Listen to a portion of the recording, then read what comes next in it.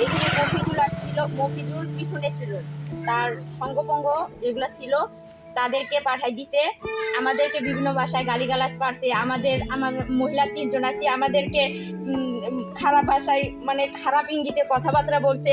আমরা কি এখানে হুমকির সম্মুখীন হয়ে কি বাস করবো? আমাদের জীবনের নিরাপত্তা নাই নাকি? আমার স্বামী একটা বাসায় থাকে না, আমাদের নিরাপত্তাটা কে দিবে? সব সময় পেন নিয়ে থাকতে হয় আমাদেরকে।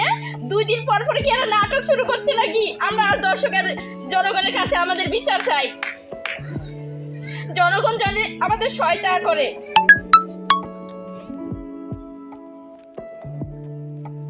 আমাদের জীবনের কোনো নিরাপত্তা নাই আমাদের এখানে। আমরা যে মেয়ে মানুষ, যে পুরুষ মানুষ হয়ে আমাদেরকে এমন নোংরা ভাষায় গালিগালাজ করে, ইঙ্গিত করে, মানে আমরা লজ্জা আমরা বের হতে পারি না। আমাদের যে এই যে আমার আব্বা একজন মুরব্বী মানুষ, আমার ভাই একটা বাইরে থাকে, এত রাত্রে আসে, তাদের জীবনেরও কোনো নিরাপত্তা নেই। আমরা কার কাছে যাব? সবাই তো ওদের দলের লোক, আমাদের কাছে কেউ নেই আমাদের পাশে দাঁড়া হবে তার মতো। মানে আমাদের কোনো ভরসাই নেই, আমাদের কোনো খেয়া নাই। আমাদের একটা ফ্যামিলি একাই। আমরা কিভাবে পারবো এতগুলো লোকের সঙ্গে? আমরা সমাধান চাই। আমরা বলছি যে আমাদের কাগজ আছে, আমরা শো করতেছি, তোমাদের কাগজে তোমরা শো করো, তোমাদের যদি জমিটা থাকে তোমরা পাবা, সমস্যা নেই, আমরা ছাড়ে দিব। কিন্তু ওরা তো ওরা তো কাগজ শো করতে পারতেছে না। আমার তো মনে করেন যে প্রায় 3-4 বার আমার কাগজটা আমরা কোর্টেও শো করছি, থানাতেও শো করছি। ওকে বলছে, ও কিন্তু শো করতে পারেনি। তারপর ও ডাইরেক্ট বলছে যে শরীরের শক্তিতে ওর টাকার পাওয়ার দিয়ে ও এই জমি দখল করে। আর যদি 2-4টা যদি লাশ ফেলাইতে হয়, লাশ ফেলাই দিবে, তারপর এই জমি দখল করবে। মফিজুল বলছে। আমার নাম হচ্ছে মোস্তামদ জাকিয়া পারভিন। আমি কিন্তু ওনার সম্পর্কে, আমার পিতার নাম হচ্ছে মোহাম্মদ জয়নাল পাটোয়ারি। উনি আমার কিন্তু চাচা সম্পর্কে কিন্তু চাচা হয়। তো উনি আমাদেরকে এমন ইঙ্গিত দেয়, এমন ভাষা গালিগালাজ করতেছে মফিজুল। আর হচ্ছে আপনার ওই যে সুবাহান কিন্তু আমাকে ডাইরেক্ট থানার মধ্যে এমন দিছে, মানে ও আমাকে শেষ করে ফেলবে, ও আমার কোনো চিহ্নও রাখবে না। মানে আমি এগুলো নিয়ে আর কি, মানে ইজ্জতের উপরে হামলার ও আমাকে ডাইরেক্ট কথা বলছে। আমি তো থানার ইয়াকেও আমি বলছি, আমি দেবাশিস ভাইকেও আমি বলছি। তো এরপরেও ও কিন্তু আমাকে অনেকভাবে হুমকি দিতে, মানে ও আমাকে যদি মানে মতো পায়ও তো আমাকে শেষ করে ফেলাবে, এইভাবে ইঙ্গিত দিছে। তারপর মফিজুল তো মনে করেন যে ও তো দিতেইছে, ও কোনো ইয়া নেই। ও মানে কি বলবো, চাচা হয় না কি হয়? আমাদের এখন মান সম্মানে এখানে বসবাস করা আমাদের জন্য অসম্ভব হয়ে গেছে। এই জন্য আমি জনগণের কাছে বলতেছি যে আপনারা এটার বিচার আপনারাই করেন। আমাদের পাশে দাঁড়ানোর মতো কেউ নাই আমাদের পাশে। আমরা এমন অবস্থায় পড়ে গেছি, তার জন্য সবাই এখন আমাদের উপর মানে আকর্ষণ সবকিছু। আমার বাবার বয়স বাড়ে গেছে, উনি তো কোনো কিছু জানেও না, উনি তো স্মরণও থাকে না। ওরা এইটার সুবিধা নিচ্ছে। দেখে শুনে তারপর সবাই বললো যে ঠিক আছে, এরপর আমরা তাই একটা করি, নোটিশ করি, কি জানি করলো, কেস করলো যে 44 ধারা 144 ধারা জারি করলো।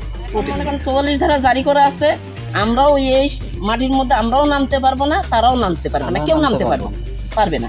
কিন্তু ওনারা সব সময় মনে করেন যে আমরা তো বাড়িতে ছেলে একটা, ওই ছোট ছেলে তো নাই, বিদেশে ছিল, এই একটা ছেলে সকালে উঠে 4টা খায়ে দোকানে চলে যায়, বুড়াটাও দোকানে চলে যায়, 3:30 রাতের 11টা-12টায় আসে। আর বাড়িতে আমরা শুধু 2টা বউ আর আমি, 3 জন মহিলা মানুষে, একটা বাচ্চাও নাই, ছোট 2টা বাচ্চা আছে এখানে। এখন এরা মনে করেন যে যাক এইগুলা নিয়ে কেস করা হয়েছে, এই দাগে আমার মাটি আমার ঠিকই আছে। এখন ওনারা যদি বানাই কিছু বলে, ওইটা আমার দেখার বিষয় না।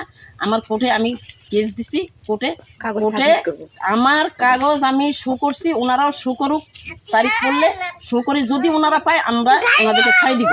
কিন্তু এই কেস চলা মাত্র আমরা ক্ষেতের যদি আমরা রাস্তার নিচে নামতে না পারি, তারা আমাদের কলা চুরি করে কাটে নিয়ে যায়, তারা খড়ি চুরি করে নিয়ে যায়, তারা রাতে আসি কলা খাতের মধ্যে বসে থাকে। তারপরে আবার মনে করেন যে কাল তো কেউ নাই, এমন অবস্থা। লাস্টে এমন খবর পাইলাম, ছেলেকে মোবাইল করতে করতে মনে করেন ছেলেও আসি পৌঁছিল। আবার এর মধ্যে মনে করেন যে ওরা লোকজন নিয়ে মনে করেন যে ক্ষেতের মধ্যে খালি এই দরজা থেকে আমি ওই মোটরসাইকেল ওইখানে যাইতে পারিনি। মনে করেন যে মনে হয় 50 জন, তার উপরে মনে করেন যে কলা ক্ষেতের এক কোনা কাঠি ওরা ফেলাই দিছে, এই চিল্লি বেলালাসি দিয়ে গেছে। এই ক্ষেতে আমি এইখানে আসি ডাকি নিয়ে, মনে করো আমার ছেলেকে ডাকি নিয়ে এই পাশে আসি। ওর পিতার নাম হচ্ছে মোহাম্মদ জয়নাল পাটোয়ারি। তো আসলে এই বিষয়টা হচ্ছে মূলত এই জমিটা নিয়ে এই জমিটা নিয়ে আমি আমার ফ্যামিলিগত প্রবলেমের কারণে বাসা করতে দিয়েছি। সেক্ষেত্রে ওইখানে বাধা দিছে। বাধা দেওয়ার পরে আমি আমার কাগজ যা ছিল জমির ডকুমেন্ট সব কিছু শো করছি। শো করার পর থানা থেকে নিষেধ করে দিছে ওদেরকে যেন ওরা না আসে। এরপরে যখন দেখি ওরা বাড়াবাড়ি করতেছে, লোকজন নিয়ে এসে এখানে গাছ লাগাচ্ছে, এইটা করতেছে ওইটা করতেছে, তখন আমি আদালতের শরণাপন্ন হই। আদালতের শরণাপন্ন হওয়ার পরে আদালতে কাগজপাতি আমার সব কিছু শো করার পরে আদালত থেকে 144 ধারা জারি করে দেয়। তো 144 ধারা জারি করার পরে ওটা ওইভাবে চলতেছে। এসআইয়ের কাছে তদন্ত রিপোর্ট চাইছে। তো কোথাও যাওয়া লাগবে না, আমি জমিটা এখানে ছেড়ে দিয়ে চলে যাব, আদালতেও যাইতে হবে না।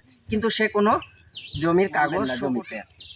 আর আদালত থেকে এটা অর্ডার আছে যে যেই পজিশনে আছেন সে সেই পজিশনে থাকবেন। আমি চাষাবাদ করতেছি, আমি চাষাবাদ করতেই থাকবো, এখানে আমি যাইতে পারবো।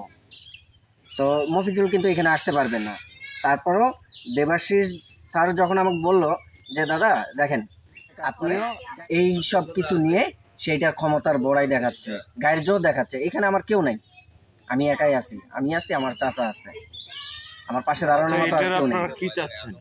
এইটার চাচ্ছি আমরা সুষ্ঠু বিচার, যেন এটার সুষ্ঠু বিচারটা আমি পাই, যে তারা এইভাবে এখানে